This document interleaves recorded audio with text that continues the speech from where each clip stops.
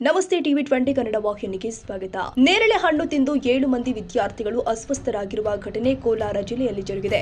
ಜಿಲ್ಲೆಯ ಬಂಗಾರಪೇಟೆ ತಾಲೂಕಿನ ಪುತ್ರಸೋನೇನಹಳ್ಳಿಯ ಸರ್ಕಾರಿ ಕಿರಿಯ ಪ್ರಾಥಮಿಕ ಶಾಲೆಯ ವಿದ್ಯಾರ್ಥಿಗಳು ಮಧ್ಯಾಹ್ನ ಊಟದ ಬಳಿಕ ಶಾಲೆಯ ಆವರಣದ ಪಕ್ಕದಲ್ಲಿ ಇದ್ದ ನೇರಳೆ ಹಣ್ಣನ್ನು ತಿಂದಿದ್ದಾರೆ. ಬಳಿಕ 7 ವಿದ್ಯಾರ್ಥಿಗಳಿಗೆ ವಾಂತಿ ಭೇದಿಯಾಗಿದೆ. ಕೂಡಲೇ ಅಸ್ವಸ್ಥಗೊಂಡ 6 ವಿದ್ಯಾರ್ಥಿಗಳನ್ನ ಬಂಗಾರಪೇಟೆ ಸಾರ್ವಜನಿಕ ಆಸ್ಪತ್ರೆಯಲ್ಲಿ ದಾಖಲು ಮಾಡಲಾಗಿದ್ದು ಚಿಕಿತ್ಸೆ ಕೊಡಲಾಗ್ತಾ ಇದೆ. ಇನ್ನು ಓರ್ವ ವಿದ್ಯಾರ್ಥಿಗೆ ಖಾಸಗಿ ಆಸ್ಪತ್ರೆಯಲ್ಲಿ ಚಿಕಿತ್ಸೆ ನೀಡಲಾಗ್ತಾ ಇದೆ. ಇತ್ತ ವಿಷಯ ತಿಳಿದು ಸ್ಥಳಕ್ಕೆ ಬಿಇಒ ಗುರುಮೂರ್ತಿ ಭೇಟಿ ಕೊಟ್ಟು ಪರಿಶೀಲನೆ ಮಾಡಿ ಮಾಹಿತಿ ಪಡೆದುಕೊಂಡಿದ್ದಾರೆ. ಬಳಿಕ ಪ್ರತಿಕ್ರಿಯಿಸಿ ಶಾಲೆ ಪಕ್ಕದಲ್ಲಿ ವಾಸವಿರುವ ರೈತರು ನೇರಳೆ ಹಣ್ಣುಗಳು ಇರುವ ಮರವನ್ನ ಕಡಿದು ಅಲ್ಲಿ ಹಾಕಿದ್ದಾರೆ. ಹಾಗಾಗಿ ಹಣ್ಣಾಗಿದ್ದ ನೇರಳೆ ತಿಂದು ಮಕ್ಕಳಲ್ಲಿ ವಾಂತಿ ಭೇದಿ ಕಾಣಿಸಿಕೊಂಡಿದೆ.